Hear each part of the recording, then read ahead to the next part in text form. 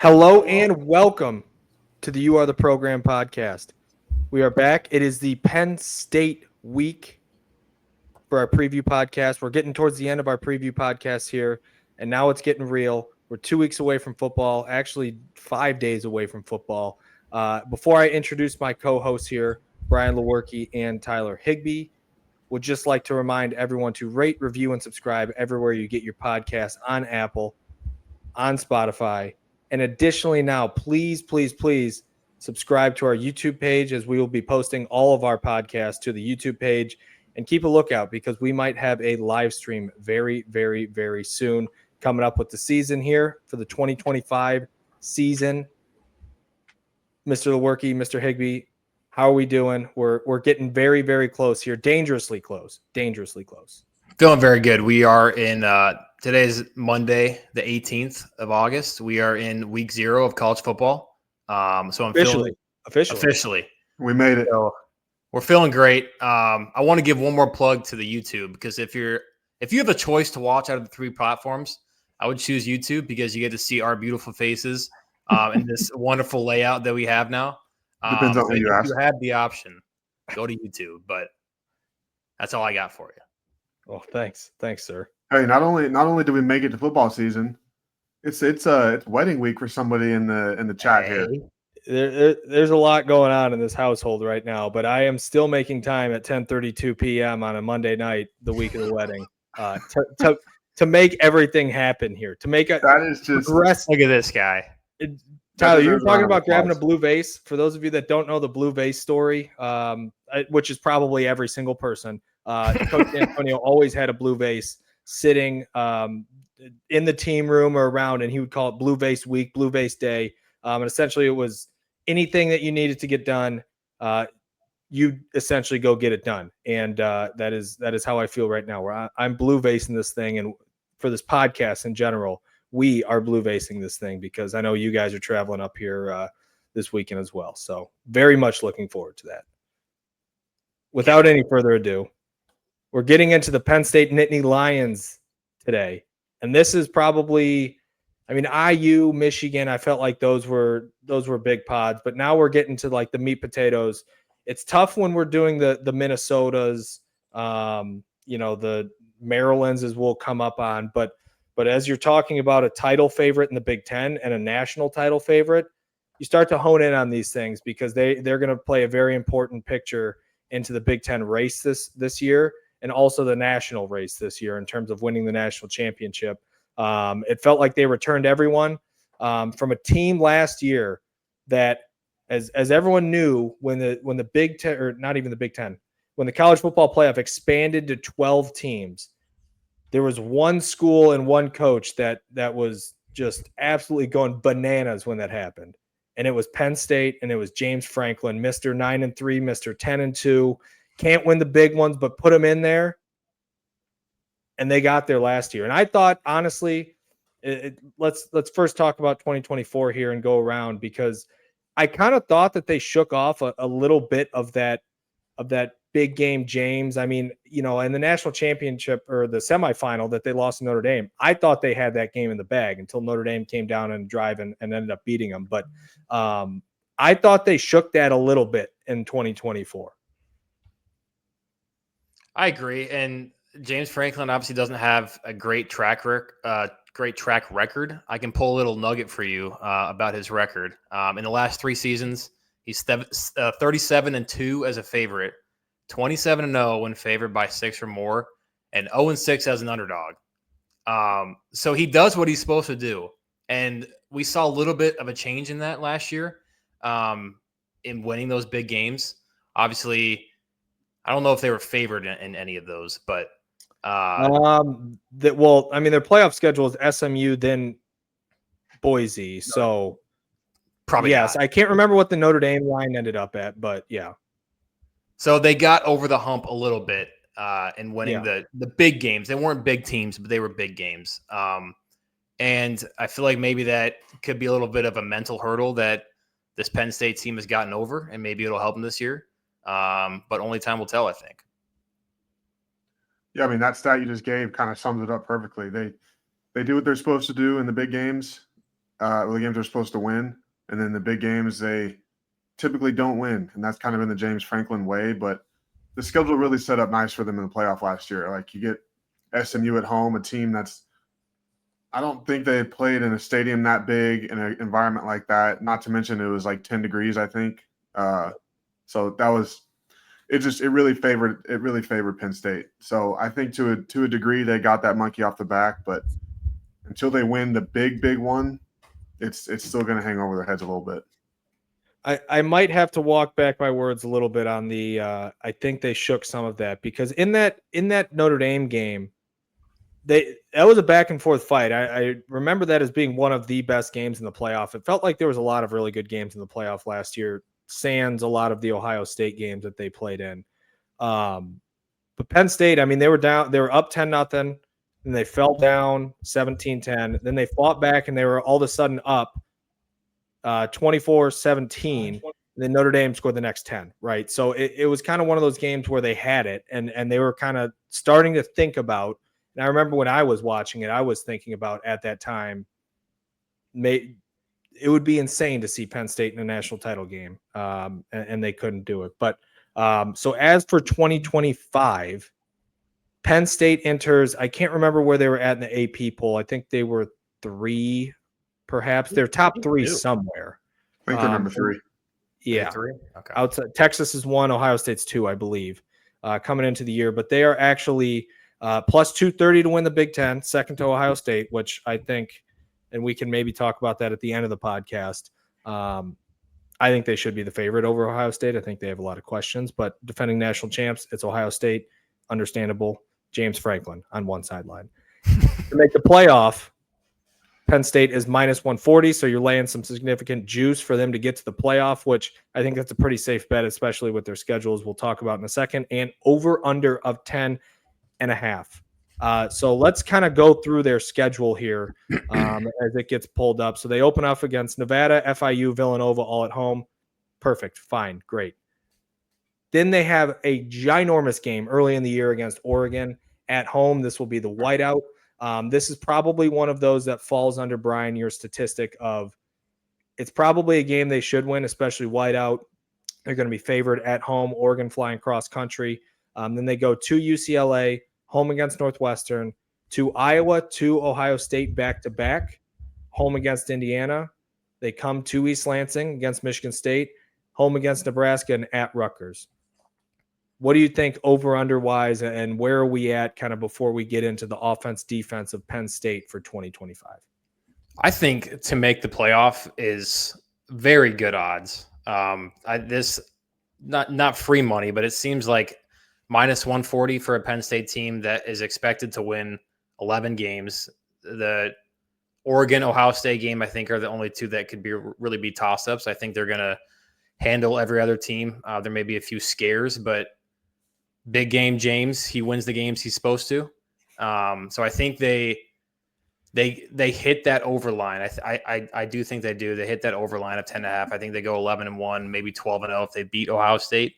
I'm chalking up the Oregon game as a win for this scenario, but I think to make the playoffs is the safest bet here, and I really do like it. It may be something I need to invest in. Because even if they go under, they're 10-2. You're still making the playoffs in the Big Ten. 10's probably their floor unless things go absurdly wrong. Correct. Yeah, I mean, as you look at the schedule right now, they play 3 ranked teams, one of them being Indiana, and we talked about Indiana a couple episodes ago. We don't really know what we're going to get from that Indiana team this year. I'm not super high on them. I don't know if they're going to be able to replicate what they did last year, but I mean, this sets up perfectly for Penn State to make a run. Even if you lose the big one at Ohio State, which big game James is known to do, 11-1, that puts you safely in the playoff. Even if you don't win the Big Ten, you're safely in the playoff at a 5-6 seed, host a playoff game. You're easy money. Yep. One thing I was just looking at, and I think this might be worth a look here, because my thoughts on Ohio State are a little low this year, relatively to Ohio State. What about Penn State to go undefeated at plus 420? I don't hate it. I don't hate it either. I think those are good. That'd be a not safe investment, but it's a good payout. Honestly, I'd much Oregon and Ohio State, and it's Oregon at home. Yeah. And like you said, we don't know what we're getting at Ohio State, especially from the quarterback position. You're going to have a new starter, and it's a new backup. So, I mean, not to forecast too far, but Ohio State also is replacing offensive coordinator, defensive coordinator. Their offensive line wasn't great until the playoff last year, and they lost a bunch of those guys. So that's a separate discussion from Ohio State. It's just something to think about, because if you look at these odds, you don't even have to get them to win the Big Ten championship game, right? Because to win the Big Ten is plus 230, and he's got to win a big game in a neutral site. You're pretty much coming down to the Ohio State game, because I think the rest of these, their talent alone will be able to kind of outweigh their opponents. So it's just something to think about. But I was kind of thinking about that and looking at it with kind of how the schedule lays out. So I told you guys earlier, I mean, this may come back to bite me, because as much as we've talked about big game James, but I'm kind of drinking the Penn State Kool-Aid, at least to start the season. The way their schedule sets up, and we'll get into more of the guys on the roster, but I mean, they're kind of loaded. And like I said, the way the schedule sets up, the schedule is very favorable too. Yeah, it's tough to see them not in the playoff and even to make a run. So to me, let's start offensive and defensive. But before we get into that, and the final thing I'll say overall is, to me, Penn State comes down to three different things. Will James Franklin be able to get over the hump and silence everyone? Because that's everything that's being prefaced in the off season here leading up is, yeah, Penn State's great, but who's on their sideline, right? Number two, will Drew Aller continue to improve and play to the best of his abilities? I think he's improved over the last 2 years. I remember going into last year, I was very down on him, didn't see it. I remember specifically in that USC game, because they were on the ropes late in that game. He made a fourth down. I think he ran it actually and scrambled on fourth down, or made a big play. It might have been a throw, but it was kind of like a moment where he finally saw things click. And then will Jim Knowles at DC put them over the top? That's a huge move that they had made, poaching him from Ohio State. So those are kind of three things to me that will define Penn State's season. But to your point, offensively, let's talk about the Penn State Nittany Lions, because I think a good place to start with this wouldn't be Drew Aller, but the top point on our note sheet here is Kotelnicki, the coordinator for Penn State. He had come over, I believe, from Kansas 2 years ago, to where he had Kansas's offense humming, and that was a big jump for them last year, because I remember 2 years ago when Aller looked awful against Penn State, or against Ohio State. That's where I was kind of out on him. But that offense and kind of the creativity that they have on down to down, you had Tyler Warren making plays, throwing the ball. Trick plays seem to be a part of their normal every down type packages. And then it just made it a lot easier on Drew Aller throughout the down to down progression on him. So that was one big thing, and I think it's important to lead off with him, because as wishy-washy as we might be on Drew Aller, I think that offensive coordinator and Kotelnicki drives the boat there on offense in terms of what they got. Yeah, I've grown on Drew Aller a little bit. I didn't love him early on. I don't think really much anyone did, including Penn State fans. But I will say he's gotten better every year. And I think this is his fourth year now. Correct? He played a little bit as a true freshman, I think, when Clifford got hurt. But I think he was in the 2022 class. So that means his freshman year is 2022.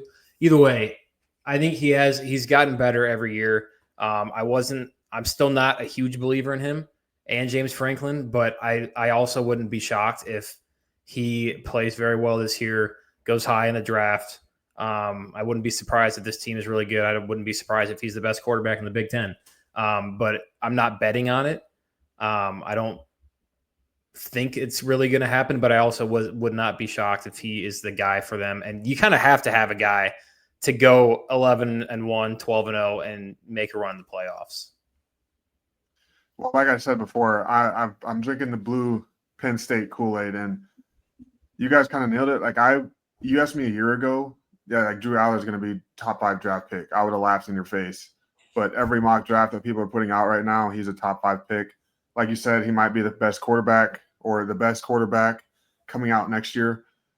And with him, and then we'll talk about it, but the running back duo that this team has, it might be the best in the country. The 1-2 punch that they have 4 starters coming back on the offensive line, and they have the guard who is probably going to be an All-American. Like, I don't know. I mean, this team they're just stacked. Like I said, they're just stacked. 2 things for me, and Brian, you hit on one of them with Drew Aller in terms of the discussion around him. He has improved from his sophomore year to his junior year. He did improve, and down the stretch, and I mentioned that USC segment that kind of stood out to me. But additionally, I think you saw a little more shit to him last year. Pardon my French there a little bit, but like the passion and like the down to down care that it seemed like he gave, and it's such a small thing, but the intensity that he would give off late in those games, whether it was a USC, whether it was a Big Ten championship game, whether it was a playoff game, that is something that I didn't notice about him before. And I kind of started to like towards the end of the year last year. Now it can rub people the wrong way. But there was kind of a little bit more swagger to his game that I thought stuck out to me late in the year. So I do think he will take another leap. And I do think the fact that he's got the offensive coordinator from last year, and they've kind of returned a lot of their key pieces in terms of just Aller and their running backs. Now, my question will be, how are they going to replace the tight end position with Tyler Warren? Because he was a huge part of their offense last year, not only over the air and catching the ball, but literally over the air and throwing the ball as well, because they did a lot of different stuff with him, brought him into a lot of different packages, moved him around. So who is that guy going to be in Penn State's offense? And then also the receivers, because the receivers were average last year, and he didn't complete a single pass in that Notre Dame game to anyone outside of a tight end. Or not, let me rephrase that. A receiver did not catch a single pass in the Notre Dame game. So it was all receiver or running backs and tight ends last year. So that room and that receiver room is really going to be interesting to me, of kind of how they weaponize that pass game again and revamp it, because Tyler Warren was all of it, it felt like last year. Yeah, and I feel like even over the last James Franklin's even full tenure, maybe, I can't remember a lot of receivers that have been like big at like a big name program like this. You feel like you would have some more big name guys. Like I can think of KJ Hamler. Yeah. And that's kind of really, there's probably a name I'm missing, but they haven't really had that guy that has kind of taken the reins at the wide receiver position.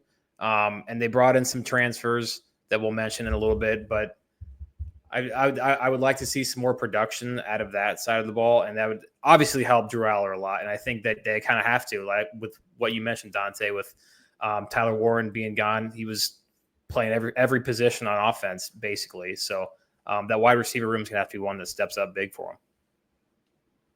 Well, like I said before about the running backs, I think it helps that they're going to have these 2 workhorses back there. They're going to take a lot of pressure off those receivers to make plays. I mean, teams are going to stack the box. I don't think it's really going to matter that much against this team, but those receivers are still going to have to make plays.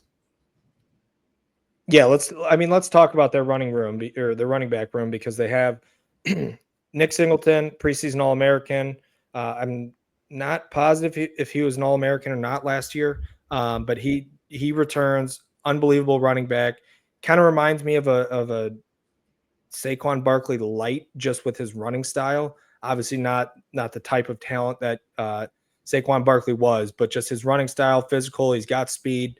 And they have the bruising back in Katron Allen. And Higby, to your point, I think obviously they're going to lean on that run game a lot. And what they have up front as well on the offensive line is going to get them there. So I'm interested to see also with Kotelnicki if it's a little bit more straightforward versus how they use Tyler Warren and how they schemed things up last year. Because to your point, I think they can lean on those running backs a lot more this year and still find pretty equal production.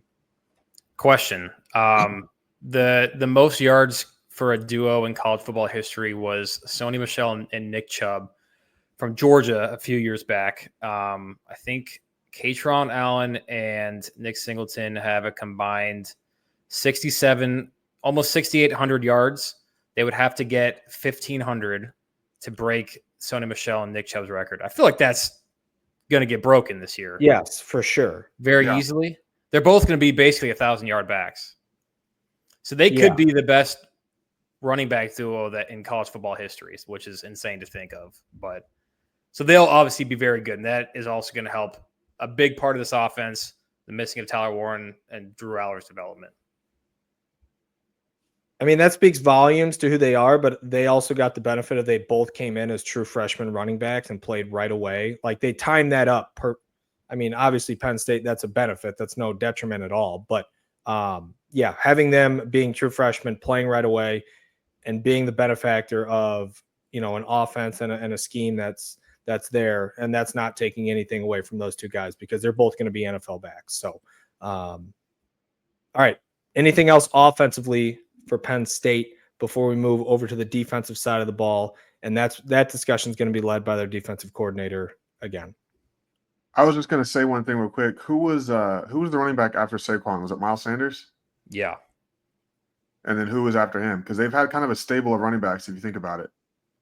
They have. Once Saquon, Miles Sanders, I don't know who was after him, and then these two, but they had a guy from USC, I think, that transferred over for a year. That's right. What was his name? He was a smaller back. Journey Brown, Noah Kane. They did have I think Journey Brown was.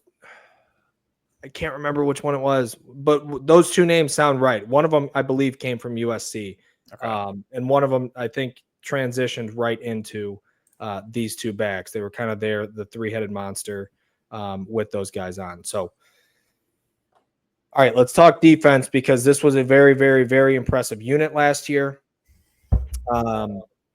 Overall, I think they were very solid, very aggressive, and Penn State's always kind of known as linebacker U, right? And you look at a guy that they had lost in Abdul Carter going top 3 in the draft. I think he went third, right?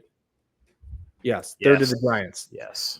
So losing him and losing that weapon at Penn State is obviously something that they're going to have to replace. But Tyler, you just talked about what they typically always replace and they've had a stable of in the past couple of years. Linebacker is one of those positions that Penn State will never lack. And, you know, even losing Abdul Carter, I know he's more of an edge rusher in the NFL, but that's linebacker adjacent. They handle some of those duties and they're always going to have guys back there that are going to be very, very, very impactful.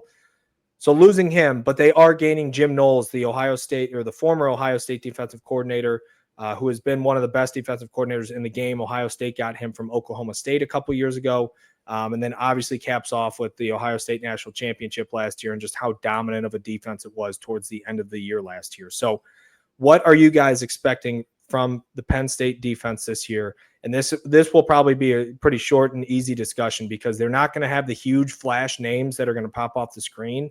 At least in the lead up to this season, but we know exactly what that defense is going to be. Exactly. Any defense run by Jim Knowles is going to be a good defense. Penn State in general has finished 7th or better in the SP Plus rankings in each of the last 4 years defensively. They have a couple guys up front whose names you don't know, but probably will know by the end of the year. Danny Denise Sutton is the defensive end. Defensive tackle Zane Durant. They combined for 26.5 TFLs and 11.5 sacks last year. Their linebacking room is pretty solid. They have LeVar Arrington II coming in as a freshman that could possibly vie for some playing time as well. Not a lot of names in the back end that I'm familiar with, but obviously may know by the end of the season also. But I think any defense led by Jim Knowles is going to be an elite defense, and he's going to be able to take them places. I just think it's crazy. I just wanted to say this quick. Like, you're the defensive coordinator for a national championship winning team, and you decide to go to Penn State. Like, yeah, Money. They probably threw a bag at him, but, like, how much more than what Ohio State's paying you? Maybe he didn't like the environment at Ohio State. Oh. Could be high pressure over there. It probably was high pressure last year. Everyone's like this, clenched. I guess maybe he thinks it's better job security because James Franklin's not going anywhere. He's not really on the hot seat. I mean, if Ryan Day didn't win the national championship, his ass was definitely on the hot seat. But I mean, you nailed it, Brian and Dante. This team, they're always solid at linebacker. You know exactly what you're going to get from these guys. There's always one good pass rusher, and with Jim Knowles dialing it up defensively, they're just going to be rock solid. Now that you say that about Knowles and what kind of made him want to move from Ohio State to Penn State, it does have me thinking, and not anything super cynical or not anything conspiratorial, but it does make me think about what his thought process was to make that move. And to me, I mean, I feel like it's something, it has to do with, you won the national championship, you did that. But I think, Tyler, you would hit it perfectly in terms of, maybe there's less pressure at Ohio State or at Penn State than Ohio State. You won the national championship, might as well move on, take another challenge. On top of that, Ohio State, and if you're losing all those guys, granted, they still have Caleb Downs, they still have guys all over the place, but interesting thought process there. And maybe it was money, but I find it hard to believe that if he really didn't want to leave, Ohio State could have just matched that offer. Yeah. Right? So, it's not like Ohio State's hurting for money. No. I mean, they spent how much on their roster last year? Was it 20 mil? 20 mil? Yeah. Speaking of, real quick trivia question. Can y'all tell me who's spent the most money on their roster this year? Texas Tech. Texas Tech. Yeah. Wow. We got some ball knowers here. That oil money. It's only because I hear it like every other national podcast that I listen to, is everyone's just fascinated by what's going on with Texas Tech. Are they going to be I'll good? tell you what. Huh? Are they going to be good? I mean, their payroll says they will, but we'll see. I mean, you got all the West Texas oil money. I'll say this: everybody in Texas that didn't go to Tech absolutely hates Tech and are hoping they lose every game. So it's kind of funny. Good. All right, offense, defense, we've completed it, and now let's end the pod here with kind of how we wrap it up. So they will be coming into East Lansing. I believe it's the first game of November, if that sounds right. It is the second game of November. And it's also after a bye week. We play Minnesota November 1st, bye, then Penn State. So, and matching this up with their schedule, they're going to be coming off Ohio State, Indiana. There's probably a bye in there somewhere. We don't have the schedule exactly pulled up, just the list of games here, but there's probably a bye in there somewhere. Where would we put this game? And I think I know where everyone's going to put this game. Is this a completely unwinnable game? Like we're looking at the schedule and it's a 100% loss? Or where do you guys put this on our schedule in terms of win, loss?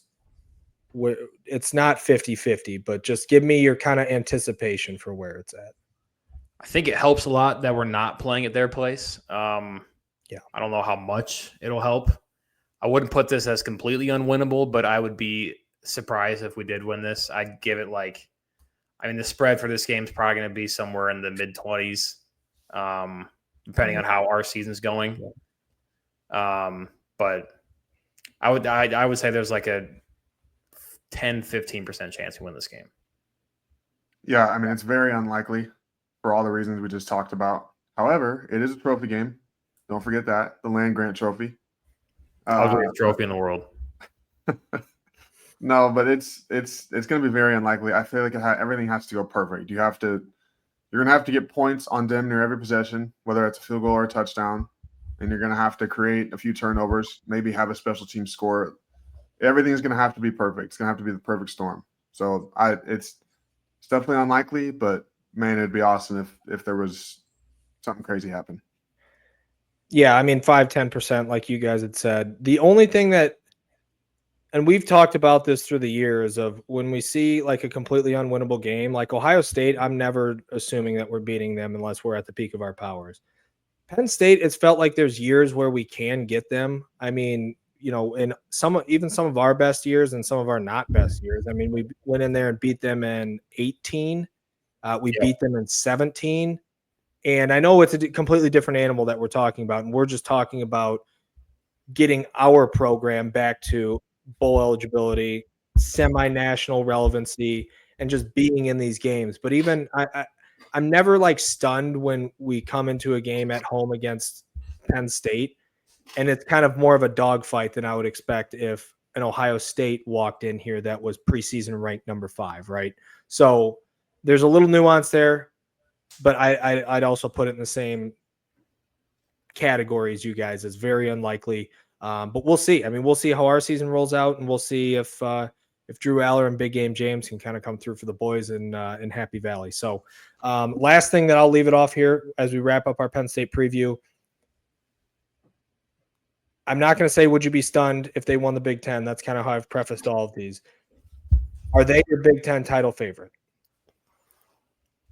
I'm going to say yes, because I'm not sure how Oregon's going to look with the new quarterback. Same could be said for Ohio State with almost a new roster, some guys returning. But I think Penn State has the most talent returning. They have a veteran quarterback. And James Franklin's been there for 12 years, so he's been there for a while. He knows what he's doing at Penn State. So I think in my head they're the favorite. To me, it's Penn State's Big Ten to lose, and we know what Big Game James can do. But like you said, Brian, we don't know what Ohio State's going to be quite yet. I think Indiana's going to come back down to earth, and Oregon's also unknown. So they only played – they played those 3 teams, but I'm counting Indiana out before the season even starts. And those other 2 teams are just unknown. So, like I said, I think it's Penn State's to lose, and we'll see if they prove us right or wrong. Just touching on Indiana real quick, listening back to their schedule in the first 6-7 games of the year, not their non-conference schedule. That's a completely different subject. Their Big Ten schedule with Illinois, Iowa. I think they have Ohio State or at Oregon in there real quick. I'm not sold on Indiana. Anyways, Penn State. Yeah, I think they're the Big Ten favorite. Tyler, you put it perfectly. It's their Big Ten to lose. They are my Big Ten favorite. However, the more I think about that 12-0 thing, the more I like it, because you don't have to bet on Big Game James to win in Indianapolis for the Big Ten title. So I kind of like that one. If we're saying it's their Big Ten to lose, that means they have to win all of their games, get in that game, and win the game. So, but yeah, I would agree they're the Big Ten favorite. Roster-wise, I don't really see much weakness outside of their question marks at the receiver room, but they address that through the portal. We'll see how it all plays out. But I think they are number 1 with a bullet, I would say. I think they're 1, and then it's 2A, 2B between Ohio State, Oregon. So that's kind of how I see the Big Ten. But we'll forecast the whole Big Ten. We'll talk about it more in detail in the next week here as we're rounding into form, fellas. It's not even sneakily approaching anymore. It is quickly approaching this next week and a half. So anything else before we go here? We'll come out with a couple more podcasts, and we'll work around the wedding schedule. But until then, go green. Go green.